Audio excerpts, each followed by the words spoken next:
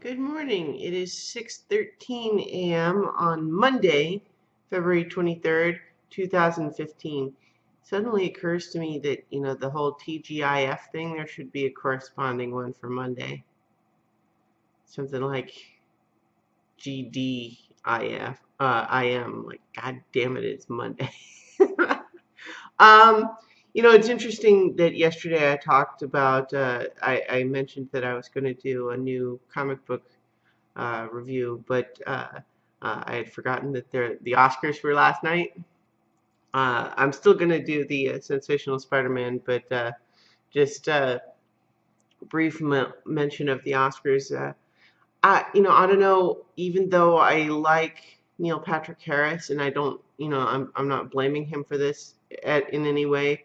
I think it's more just my own mindset. But I watched it, and yet I felt myself kind of feeling sort of bored this year. I don't know. I just didn't feel especially invested in the awards as much as usual. I mean, it's not like I'm ever like, oh my God.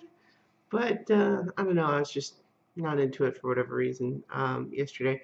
But at the same time, I think the best picture of Birdman, that feels right to me.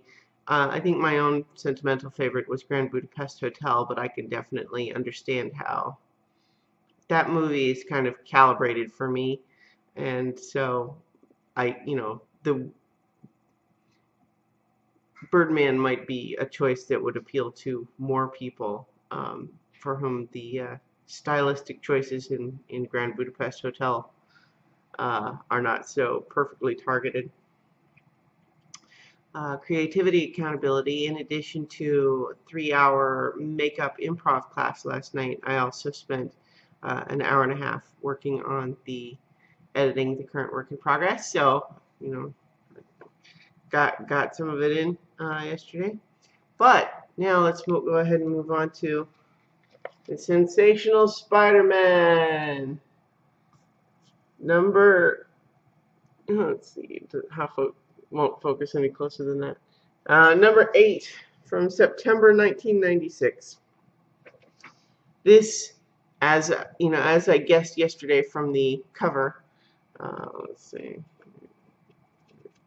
Lena's gonna get behind me here. Oh, she thinks there's something on the table. There's not, though, Lena. There isn't. I was correct that the costume, if you see, Spider-Man's got a slightly different costume here than his traditional one. And that is because that is actually not Peter Parker in that costume. It is Ben Reilly. I was going to say a clone of Peter Parker, and I guess that's where they settled ultimately, but it went back and forth for a while over, is Ben the clone, or is maybe Peter is actually the clone? We don't know. The clone saga is not well remembered, or not that people don't remember. It's more of a never forget sort of situation. A lot of people, when you talk to hardcore Spider-Man comic fans these days, the Clone Saga is considered to be kind of a dark, cheesy period of Spider-Man's history. But the short version is that there's one of Spider-Man's enemies called Jackal is a geneticist, mad scientist who turned himself into a weird animal guy, but then was also still way into cloning and Spider-Man in particular. And so Ben Reilly shows up, and basically this was a clone of Peter Parker from his early-ish Spider-Man days, where he has all of the exact same memories as Peter, but due to I don't remember what the specific reason was, but he ends up going off to do his own thing in hiding because he figures, well, he's the clone, he doesn't deserve Peter's actual life, so he's just going to go on the road. But he has all the same powers and everything. And so then he shows back up for a while, and then for a while he takes on the mantle of the Scarlet Spider, and has a different costume there that was notable for its 90s influence. In particular, part of the costume had a sleeveless hoodie, a light blue sleeveless hoodie that he wore over the spandex style thing. So, but it was a hoodie, but not just like a regular sleeveless hoodie. Like it had the tears, you know, like he'd actually torn the sleeves off of an existing hoodie. In any case, though, after a variety of things happen, Peter temporarily gets incapacitated, loses his powers, and so Ben Reilly dons this costume and takes over as Spider-Man Prime. But Peter is still in the book. So in this one, let's see if I can find it. We have Ben Reilly. Notable here that his hair is dyed blonde to distinguish him from Peter, who's got brown hair. But see, here's Ben actually visiting Pete and Mary Jane, pregnant Mary Jane, in the hospital where Peter is still recovering. It's funny because I collected all through the Clone Saga, but not that much more, and yet I don't fully remember exactly what happens in every piece of it because it was kind of a long thing. I mean, it went on for a while. So I don't actually remember what happened to Mary Jane's baby. I don't remember. I know that Ben Reilly ultimately is killed, and Peter takes back over. But again, like details of did they officially, because for a while they settled on the idea, they told us Ben Reilly was the original and Peter was the clone, and therefore it was supposed to be kind of ironic that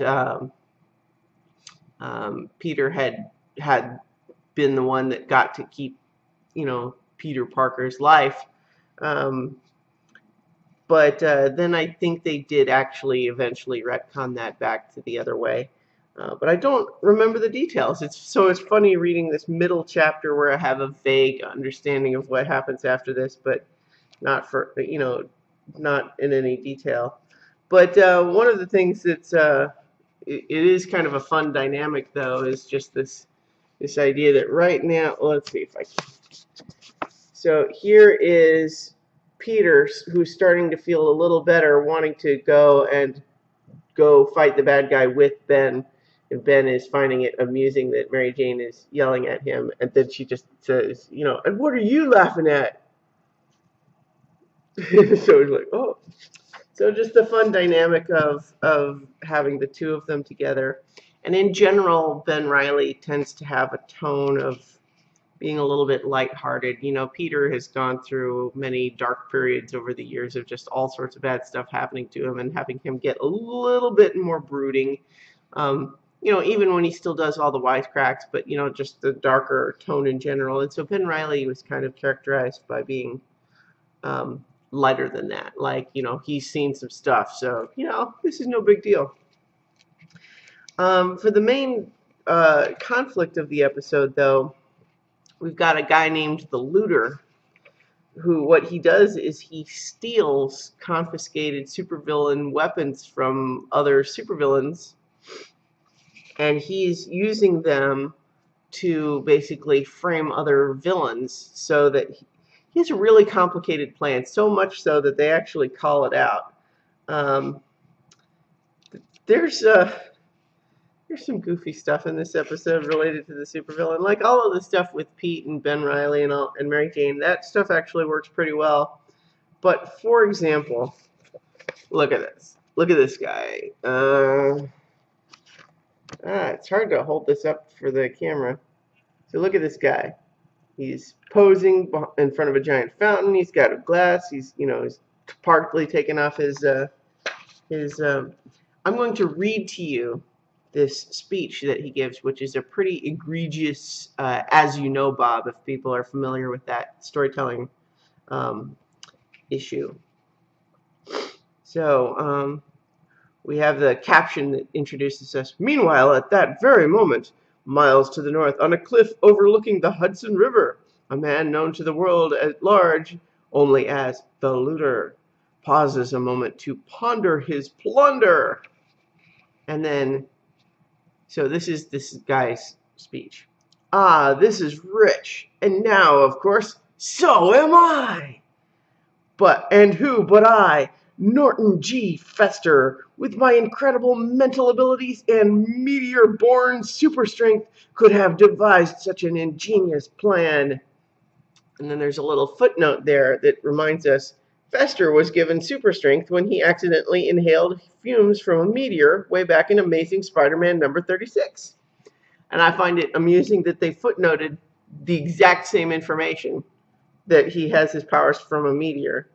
But I suppose it does reference that that happened all the way back in Amazing Spider-Man number 36, which is a long time ago. That's probably in the 60s still. Anyway, his speech continues. That's right. And with that super strength, I was able to breach the unbreachable security systems of that repository for supervillain weaponry, the Iron Rock facility. Additional footnote, see Spectacular Spider-Man number 236 for the scoop. Speech continues still. And liberate the wonderful array of devices that are here behind door number 1. And then we see him looking over his case of all these weapons while he continues. With the weapons of the Ringer, the Trapster, Stiltman, the Mauler, and the Shocker at my disposal, they will be suspected for the crimes I commit, while I maintain complete anonymity. I've perpetrated the perfect crime. I've stolen their criminal identities. I've looted the looters. Loot, loot, loot. Ah ha ha ha! Look at this. He actually says loot, loot, loot, and then does a supervillain laugh.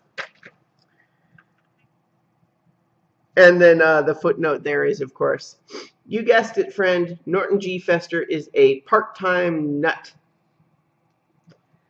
And I want to just say this speech does still continue. He clears his throat. Yes, well, now that I have amassed so much more than a king's ransom, I can finance the purchase of the final component in my master plan. And once I have that, the looter will be no more. And the world will know Norton G. Fester as the man who unlocked the mysteries of the universe.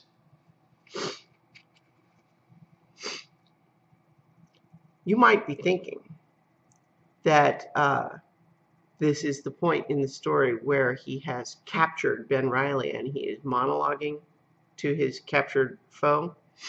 And you would be mistaken, because that does actually happen later in the issue. But right now, he is not even talking to anybody. He is literally all by himself in his own hideout. So he is apparently ranting to himself in his own hideout, complete with loot, loot, loot, ah! And then the need to clear this throat. And yes, well, sorry, I got a little carried away there. This is so, it's super, super goofy. And so anyway, what happens in the episode is, we set up that that's happening. Peter and Ben are investigating, and there's some initial conflict, and because he stops to save a hot dog cart guy from getting crushed by a car that's flying through the air, the looter is able to knock out Spider-Man and take him prisoner. And he then Spider-Man wakes up to find that he has been webbed up with his own webbing, because the looter has now added Spider-Man's web shooters to his collection. And given that his whole plan seems to be all about maintaining anonymity, it seems an odd idea that he wouldn't have just killed Spider-Man at that point. But, and they do a big deal of, setting up, let's see, right, listen, so how long have I been tied up here? Oh, about an hour. Why? Because it's been established as fact in this comic book continuity that Spider-Man's webbing dissolves. in about an hour. And so it's kind of a bizarre setup for Peter, or Ben rather, to just suddenly be able to pull away when he needs to at the critical moment. And so there's a funny moment here where, as he mentioned in his earlier speech, because now he's monologuing again, now that he has Spider-Man in his crutches. So the meteor that gave him his powers apparently has a twin meteor, because why? I don't know. It's not important. But he needs this twin meteor in order to complete his scientific studies. And so he's stealing all this stuff in order to have enough money to buy this second meteor. And we would also maybe question why he has so many luxury goods if he's really saving up for this other meteor. But the other critical thing that Spider-Man asks him is, so if you're the greatest looter there ever was, why didn't you just steal the second meteor? I never thought of that. And anyway, Peter thinks he's just a total nutbar and that the science of this other meteor is just ridiculous. And he's teasing him a lot, especially the fact that his machine is called the Meteorator 300. And so they fight some more. You know, Spider-Man breaks free, and then I don't remember if the meteor comes back up. They have some hints that like it might. But basically, what happens in the end is that Spider-Man takes out the looter. He's checking out this meteor, and then all of a sudden S.H.I.E.L.D. shows up and says, yeah, you know, until he did this, we didn't think he was worth paying attention to. But we've discovered recently that he actually knows what he's talking about with this meteor, and so we're going to take the meteor into protective custody. And then the looter gives Spider-Man kind of a snarky, like, see, told you I was a genius. And then, of course, we end on a cliffhanger with sentinels flying over New York City that Spider-Man's going to have to fight. And it's revealed it's a tie-on to Onslaught, which was an X-Men event going on at about that time. I believe Onslaught was this super powerful villain that was eventually revealed to be a manifestation of the repressed parts of Professor X's brain. That came up again in a recent event called Inversion. Or was it Inversion? Or Axis? Axis is what it was. Where you know what? Who cares? But anyway, it was kind of a fun revisit. Although what it really just made me think was that it made me re-wonder some of the details of how the Clone Saga all ended up, because I don't remember them now. But in any case, Spectacular Spider-Man from 1996. That's what that was. All right, so that'll probably do it for today, and I will talk to you guys tomorrow for 5 more minutes. And of course, this one went long again, like the last comic book one, like some of them do. But as Nobilis pointed out, when the last one went a little long, 5 more minutes is just, you know, when it's long, it's just more 5 more minutes. So, all right then. So thank you everybody for watching, and I will talk to you tomorrow for 5 more minutes.